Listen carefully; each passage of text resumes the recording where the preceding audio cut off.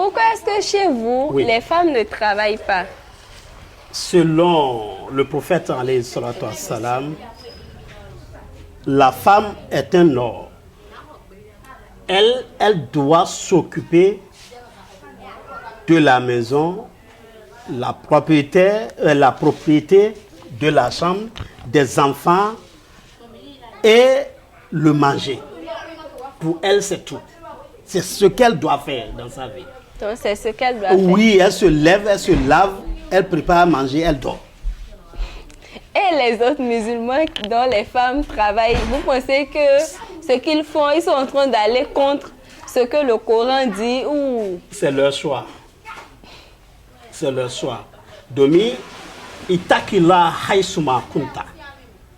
Il faut avoir peur de Dieu partout que tu es. Partout que tu es. Et le Coran nous dit, Ya ayyuhallazina amanu taqullah wa tanzuru nasma qaddamat ligadi wa taqullah inna Allah khabiru bima ta'maluna. Tout cela. Là, il veut dire comment? Dieu dit, oh, vous qui avez témoigné, il faut avoir crainte de Dieu. Et il faut réserver et voir ce que tu as fait, envoyer. Si c'est bien, si c'est mal, il faut réfléchir sur ça. Puisque il faut avoir peur de Dieu. Et inna Allah khabiru bima ta'maluna. Dieu sait tout ce que tu fais. Il a la connaissance de tout ce que tu fais.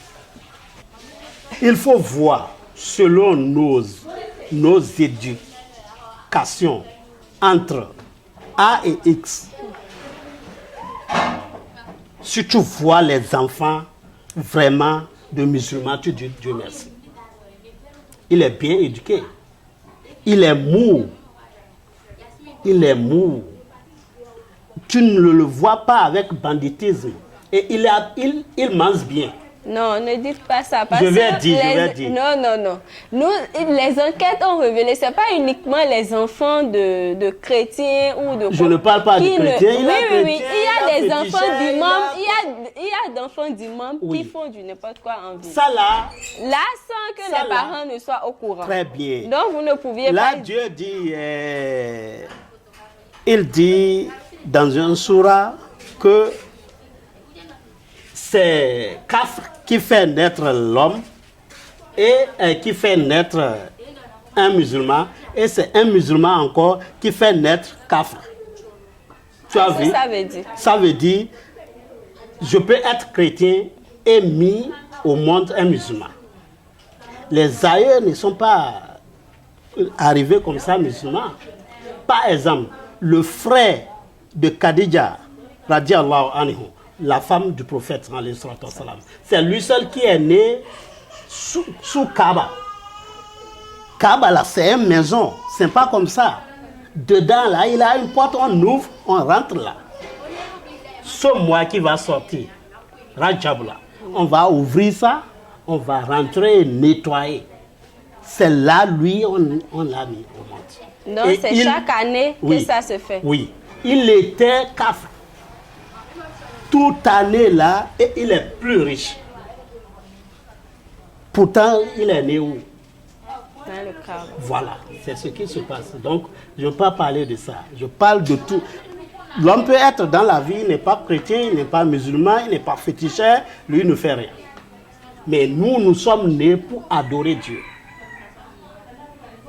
N'importe qui, il est né pour l'adoration de Dieu. Et à faire du manger bien, nous on mange bien. Je remercie mon Tout-Puissant. Je n'ai jamais mangé sans viande, je ne peux même pas. Même ma petite fille là, si elle vient ouvrir ma sauce, elle voit qu'il n'y a pas de viande, elle ne mange pas. L'argent la sort, c'est Dieu qui nourrit. Et il a dit, ne demande pas ce que vous allez manger, vous et vos enfants et vos femmes. Je suis là, je vais vous nourrir. Mais si on ne fait rien, on ne peut pas nourrir sa famille. Ah oui, on doit chercher. À la maison, on ne peut rien faire. Oh, tu peux avoir aujourd'hui et demain ne pas avoir. Tu peux avoir aujourd'hui l'argent. 10 minutes après, Dieu va faire apparaître ça.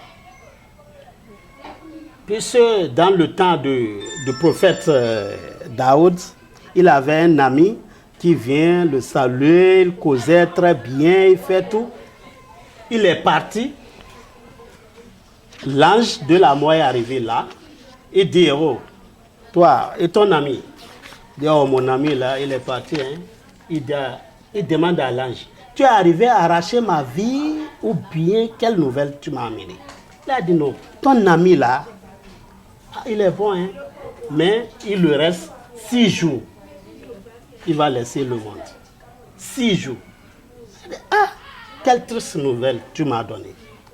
Puisque l'enfant là que tu vois, je l'aime beaucoup. Il veut Dieu, il aime Dieu.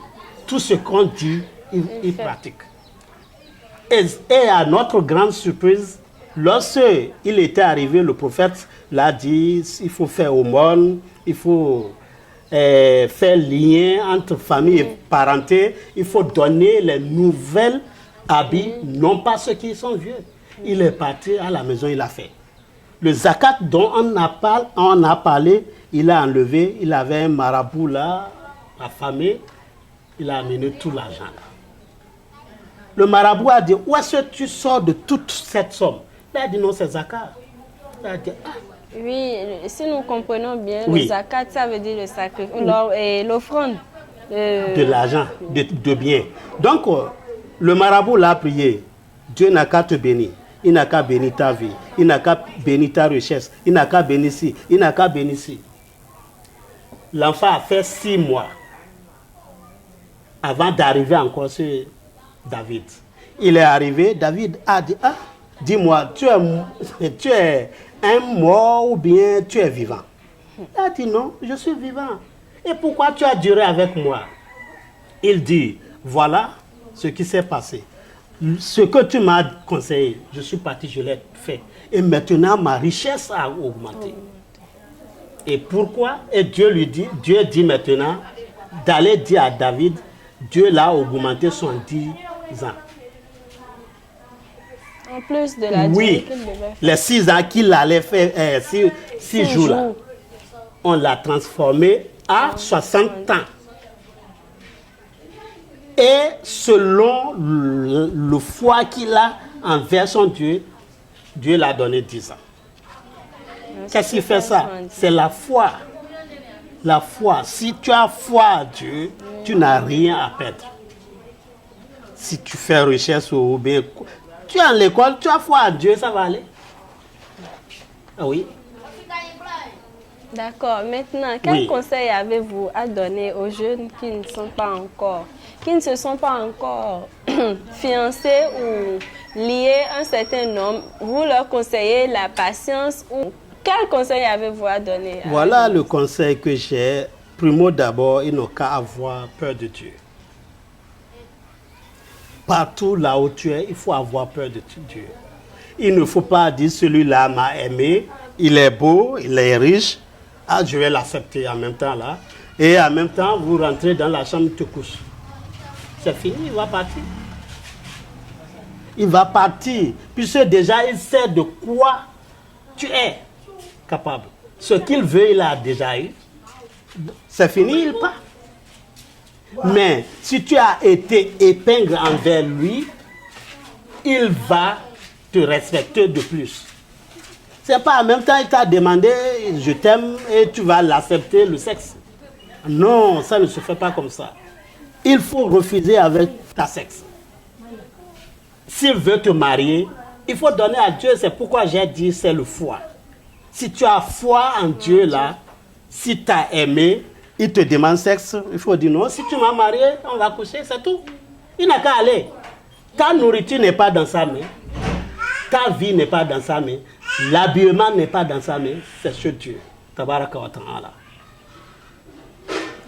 Il faut vous patienter et avoir foi en Dieu, le Tout-Puissant. D'accord. Merci d'avoir accepté notre invitation. Merci beaucoup. Nous voilà à la fin de notre émission. Merci de nous avoir suivis et à la prochaine.